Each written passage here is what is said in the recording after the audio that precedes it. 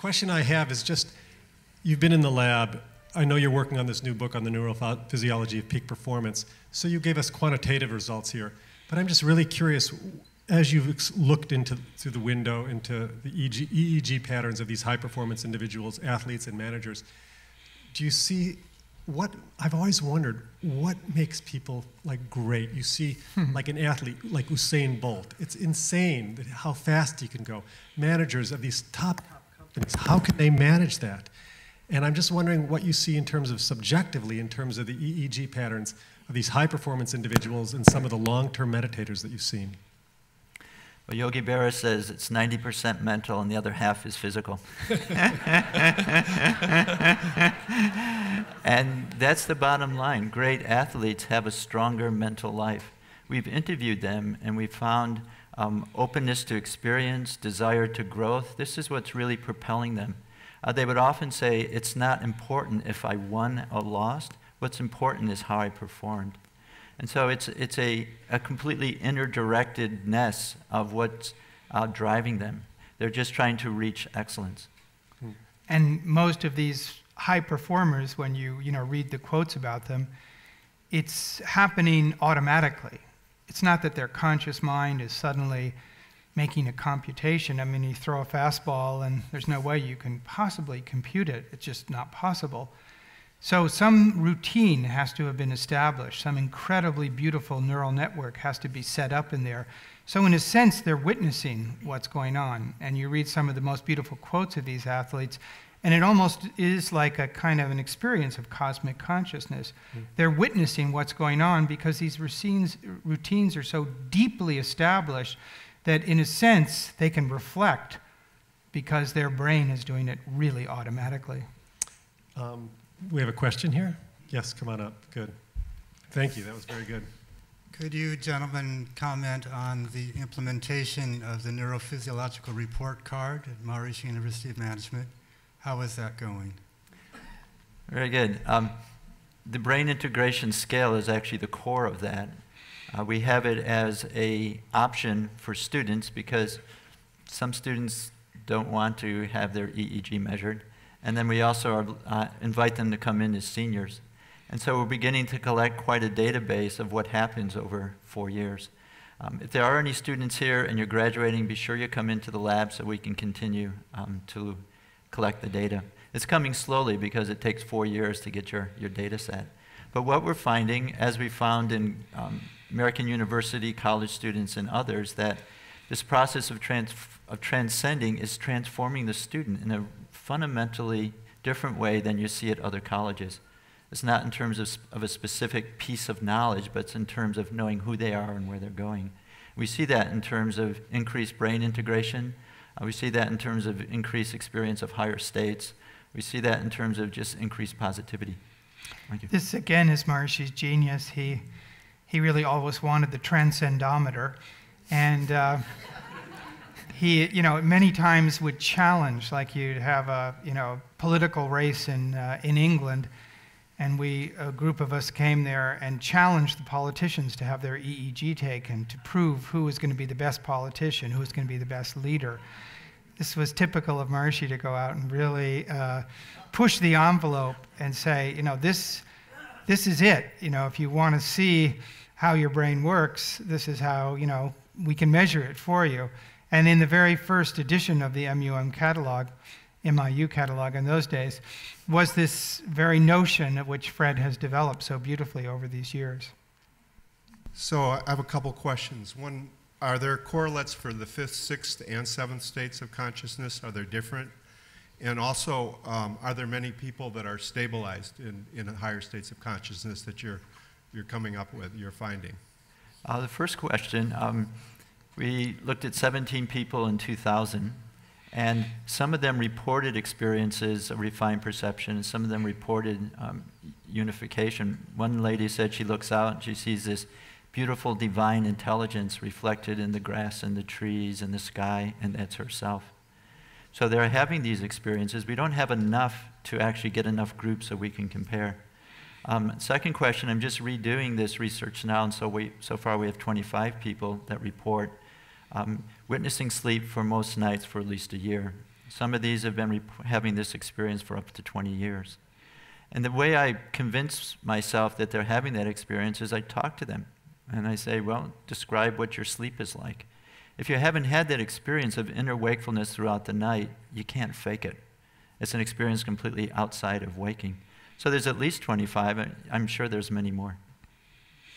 And in a sense, Fred's work on EEG is only one component of it, because, as Maharishi described, it should be a biochemistry of higher states of consciousness. And ultimately, as Dr. Schneider has mentioned earlier, there should be a epigenetic expression of enlightenment. So on all levels of the physiology, we sort of just scratch the surface looking at the brain activity, but we should be able to find it on a biochemical level and on a genetic level too.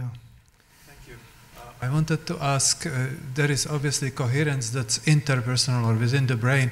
Is there research or significance to intrapersonal coherence growing between people, between individuals? I know there exists something between mother and very little child. Is there something within, let's say, superradiance group? It's a very good question.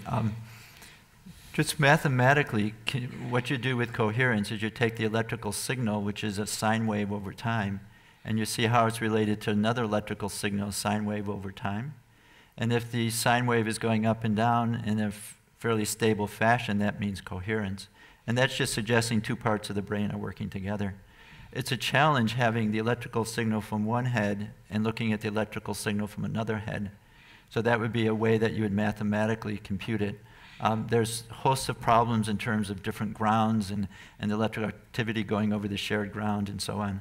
But in terms of a more general and conceptual understanding of coherence, it's definitely there. Just when you're with a group, you find that your ideas are coming up together. There really is a sense of we're aware of the larger system within which we're working. I don't quite know how to measure that in coherence. You have any ideas, Keith? I think, this is the new technology that has to come out. I mean, Maharishi brought this out at a time when we have this technology, and we've really stretched it. But, of course, at some point, we've got Dr. Hagelin and all the physicists who will ultimately, the real discovery will be understanding the field of consciousness and how this brain interfaces with that field of consciousness. There's nothing more exciting than taking it to the next level where we could see how this brain operates, say, in a quantum mechanical way and influences that field of consciousness. But to do that experiment, we actually need to be able to measure that field of consciousness in a physical way. And, maybe John has it right around the corner, I don't know, but it would be spectacular to have that level of research. Wonderful if we could have it. Thank you. Before we close, just what you were on the threshold of discussing, just like in physics, they've gone so far in understanding the nature of physical reality and cosmology. Biology, they're saying, so far advanced. Can you give us a glimpse of this conscious future where there will be a complete description of higher states of consciousness on a physiological level? If you imagine where the progress of your research taken, let's say, for the next 20 years, are we on the threshold of a biochemical, neurophysiological, and perhaps quantum mechanical view of higher states? I think so. You want to take it first? No, you go ahead. I'll finish it. What we have is, actually I have a paper which looks at the quantum mechanical brain and classical brain. And I think that's where the advances will be made in terms of model building. Because once you have a model in science, and then you can begin to generate hypotheses. And once we realize that the quantum field within which we live interacts with our classical brain, and then we can begin to ask, what's the character of that quantum field? And can we, by our actions, actually influence the quantum field in reverse, the whole idea of collective consciousness and so on. So I think what it's going to be is model building with physics, with physiology, with neurochemistry coming together to understand the larger models. Yeah, I mean, I think ultimately we live in a scientific world. We need to understand the mechanics. Nobody is satisfied. You tell them, hey, you're going to be enlightened, you're going to be as creative as possible, you're going to have perfect health. Don't want to have that unless you tell me how it's going to happen. I once gave a lecture to a group in India, a group of students, and that's what I said to them. I said, hey, look, if I'm going to give you this technique, you get all these fantastic results. How many be interested? about 1 out of 500 hands came up. So I thought, oh my God, this is India. I mean, how can this group not be responsive? So I said, well, look, what if I told you I went to this drug company in Switzerland and they gave me a drug, and this drug would, increase your creativity, lower your blood pressure, reverse aging. How many would be interested in that drug? Every hand went up. So I said, well, what if I told you that during meditation, you produce that drug? You didn't actually have to buy it at the store. Your body is a pharmacy. You produce that drug, and then it produced all the effects. Would you be interested in meditation, Yen? Yes, everybody's interested. So we just live in this ridiculous age where we have to understand things mechanically, and there's no doubt we will come to that explanation. And we're quite a long ways. When you look back to the early research, how little we really understood then, and now you understand. So many things are common. Yoga's common, meditation's common. I mean, Fred's last paper, when he shows the different groups and the mechanics, it's just miles ahead of where we were before. So we expect that progress to keep going. Well, that's a great answer. Thank you very much for coming. It's been a real treat to have them both with these questions here. Really great. Thanks. Thank you very much.